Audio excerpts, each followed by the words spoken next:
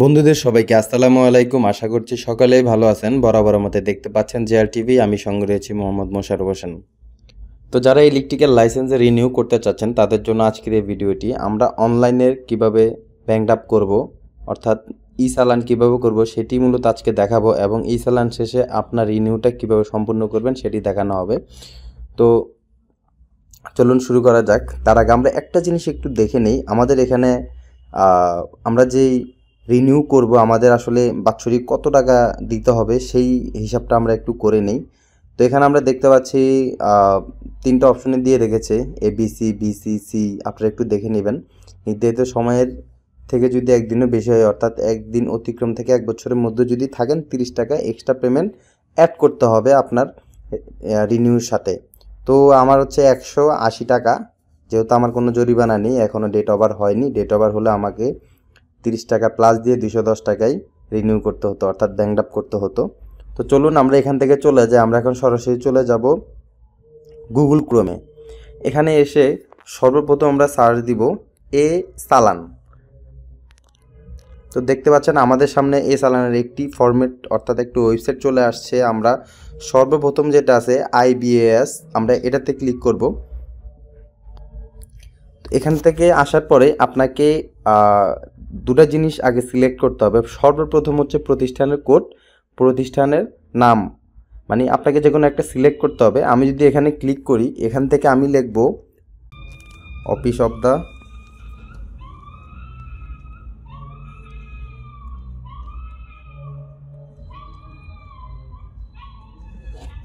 Electrical লিখলেই এখানে দেখবেন যে আপনার ইলেকট্রিক্যালের যে কোডটি রয়েছে সেটি চলে আসবে। আপনি চাইলে কোডটিও টাইপ করতে পারেন, আমি মনে করি কোনো প্রয়োজন নেই, কারণ এটাই আমাদের নেম এবং কোড। তো আমরা এখানে বৈদ্যুতিকের এটা ক্লিক করে দিব।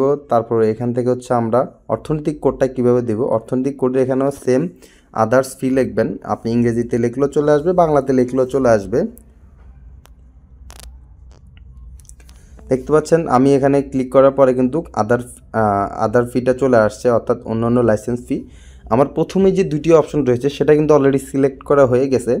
তারপর আমরা চলে আসব নিচে। এখানে দেখতে পাচ্ছেন টাকার পরিমাণটা দিতে হবে। তো আমি এখানে 180 টাকা দিচ্ছি, যেহেতু আমার রিনিউর 180 টাকা করতে হবে 1 বছরের জন্য। এখানে আমি ব্যক্তি সিলেক্ট করে দিব। ব্যক্তি সিলেক্ট করার পরে এখানে একটা জিনিস বোঝার আছে, আপনারা একটু কেয়ারফুলি কথাটা শুনবেন। জাতীয় পরিচয়পত্র দিয়েও এটা করা যায়, জন্ম নিবন্ধন দিয়েও করা যায়, টিন সার্টিফিকেট দিয়েও করা যায়।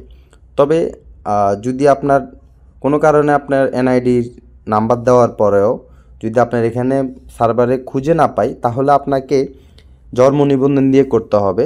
আর একটা বিষয় বলে রাখি, এটা আপনাদের কাজে আসতে পারে। যারা স্মার্ট কার্ড পেয়েছেন, অনেকেই স্মার্ট কার্ডের সংখ্যা খুবই কম, যে ওই সংখ্যা দিয়ে যদি আপনাদের সার্ভারে খুঁজে না পায়, যদি পুরাতন NID নাম্বার দিয়েই মূলত এখানে ট্রাই করবেন। আমি আমার সেম সমস্যা, আমি আমার এটা দিয়েও নতুন যে আমার NID নাম্বার ছিল সেটা দিয়ে আমি করেছিলাম, অর্থাৎ এখানে সার্ভারে আমাকে খুঁজে পাই নাই, অর্থাৎ আমার NID খুঁজে পাই নাই। পরে আমি আমার যে পুরাতন NID ছিল সেটা দিয়ে আমি এখন ট্রাই করছি, দেখি কি হয়। এখানে হচ্ছে ডেট অফ বার্থ সিলেক্ট করে দিতে হবে।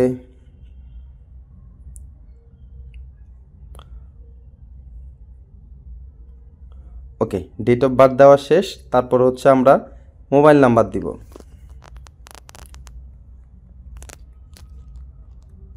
মোবাইল নাম্বারও দেওয়া শেষ। এখন হচ্ছে আমরা এই যে চেক NID রয়েছে, এই চেক NIDটা দিব। আমরা চেক NIDতে ক্লিক করছি। অলরেডি আমাদের এখানে দেখা একটা গ্রিন সিগন্যাল দিয়েছে। যদি আপনার এখানে গ্রিন সিগন্যাল না দিয়ে যদি রেড সিগন্যাল দেয়, তাহলে বুঝতে হবে আপনি যে NIDটা দিচ্ছেন, আপনি হয়তো চেক করে দেখতেছেন যে এটা সঠিক, তারপরও আপনার এখানে খুঁজে পাচ্ছেন না, তার মানে আপনার এই NID দিয়ে হবে না। আপনি জন্ম নিবন্ধন দিয়ে ট্রাই করবেন। কোনো কারণে যদি আপনার পূর্বে যদি কোনো NID থেকে থাকে, সেই নাম্বার দিয়ে ট্রাই করবেন, হয়ে যাবে। তো এখান থেকে আমাদের অটোমেটিক চালান সিস্টেমের কাজ কিন্তু এখান থেকে শেষ। তো আমরা এখানে একটু পেমেন্ট গেটওয়েটা একটু দেখে নিই। মোবাইল ব্যাঙ্কিংয়ের ক্ষেত্রে বিকাশ, ডাচ বাংলা, নগদ 3টা অপশনই রয়েছে। যদি আমরা ইন্টারনেট ব্যাঙ্কিংয়ে যাই, তাহলে এখানে প্রায় 24টি ব্যাংক থেকে আপনি এই পেমেন্টটা করতে পারবেন। আমি মোবাইল দিয়ে করব, মানে অর্থাৎ মোবাইল ব্যাঙ্কিং দিয়ে করব, আর হচ্ছে বিকাশ দিয়ে করব। বিকাশ সিলেক্ট করা শেষ। এখানের এটা একটু আরেকবার ভালো করে দেখে নেন। এটা সিলেক্ট করা শেষ, আমরা এখান থেকে সেভ দিয়ে নিব। দেখুন সেভ দেওয়া শেষে আমার এখানে একটা ফরম্যাট চলে আসছে, আমাকে এখানে প্রসিড করতে বলছে। তো আমি এখানে ক্লিক করব। দেন তারপর হচ্ছে এখানে যেই নাম্বার থেকে অর্থাৎ টাকাটা কেটে নিবে ওই নাম্বারটা এখানে দিতে হবে।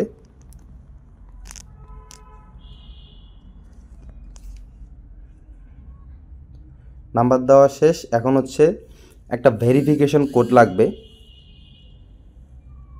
যেটা আপনার এখানে যে নাম্বারটি দিয়েছেন সেই নাম্বারে কিন্তু ভেরিফিকেশন কোডটি যাবে। তো এখানে আমরা পেস্ট করে দিব। আমরা এখানে কনফার্ম দিয়ে দিব। এখন হচ্ছে পাসওয়ার্ড, আমাদের কোড সাবমিট করা হয়ে গেছে। এখন হচ্ছে আপনার বিকাশে যে পাসওয়ার্ড রয়েছে সেটি দিতে হবে। আমি এখানে দিয়ে দিচ্ছি পাসওয়ার্ডটি। তো অলরেডি আমাদের পেমেন্ট সাকসেসফুল। এখন হচ্ছে আমাকে একটু অপেক্ষা করতে হবে, ভুলেও কেউ এখান থেকে বের হয়ে যাবেন না। আমরা এখান থেকে চালান ফর্মটিকে ডাউনলোড করে নিব, কেননা এটা আমাদের সাবমিট করতে লাগবে। তো আমরা এখান থেকে দেখে নিব আমাদের যে চালান নাম্বারটি রয়েছে। আমি একটু জুম করে দেখাচ্ছি। এই যে চালান নাম্বার, আমরা এটা নিয়ে নিব এখান থেকে। আর হচ্ছে আমরা কোন ব্যাংকের মাধ্যমে টাকাটা জমা দিয়েছি সেটা আমরা এখান থেকে দেখে নিব। এখানে দেখতে পাচ্ছেন ব্র্যাক ব্যাংক লিমিটেড, বিকাশ ব্র্যাক ব্যাংক লিমিটেড শাখায় টাকা জমা দেওয়ার চালান। তো আমরা এখান থেকে চলে যাব, আমাদের এখানে কাজ শেষ। আমরা এখন নতুন একটি ট্যাব নিয়ে নিব, নিউ ট্যাব। এখান থেকে আমরা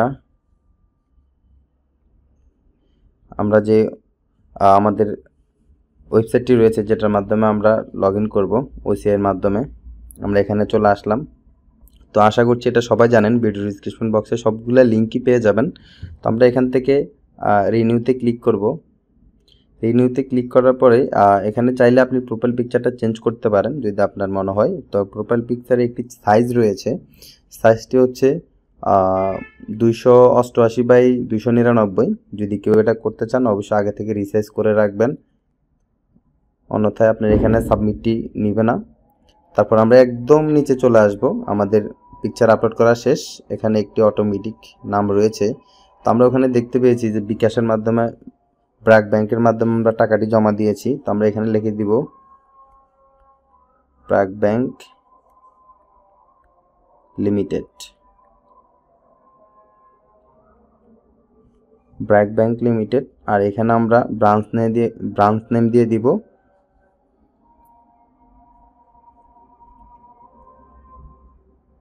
BRAC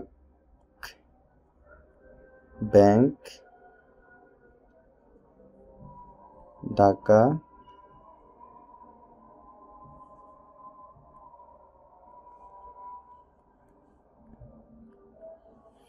branch, BRAC bank Dhaka branch. তো চালান নাম্বারটি রয়েছে, চালান নাম্বারটি এখানে দিয়ে দিব। আমি আগেই কপি করে রেখেছি, এখানে পেস্ট করে দিলাম। তারপর হচ্ছে তারিখ, কত তারিখে টাকাটা অর্থাৎ রিনিউ করছি, আজকের দিন। আপনি যদি একদিন আগেও করে ফেলেন বা আপনি গতকালকে করেছিলেন, এখন আজকে আপনি এখানে সাবমিট করছেন, তাহলে গতকালকে ডেটটাই দিবেন, অ্যামাউন্টটা দিয়ে দিবেন। আচ্ছা অ্যামাউন্টটা,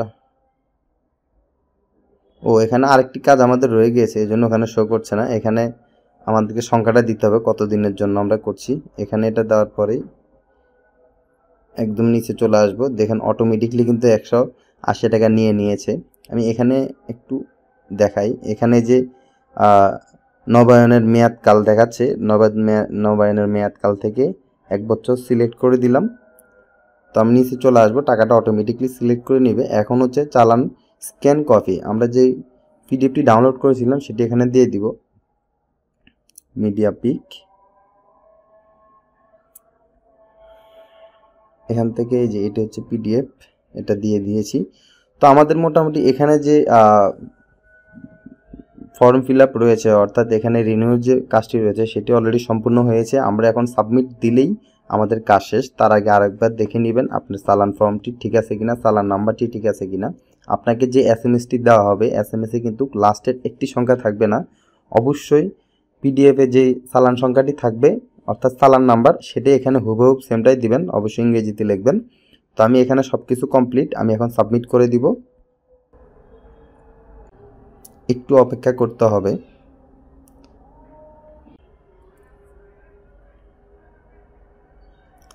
আচ্ছা, আমরা অলরেডি কমপ্লিট হয়ে গেছে, এখানে লেখা চলে আসছে renew application successfully submitted, renew application is on process. তো এখানে আমাদের কাজ অলরেডি শেষ, আমাদের এখানে আর কোনো কাজ নেই। এখন হচ্ছে আপনাকে একটু অপেক্ষা করতে হবে, সম্ভবত 72 ঘন্টার ভিতরে এটা দেওয়ার কথা। যদি কোনো কারণে লেট হয় সেটা হয়তো বা হতেও পারে।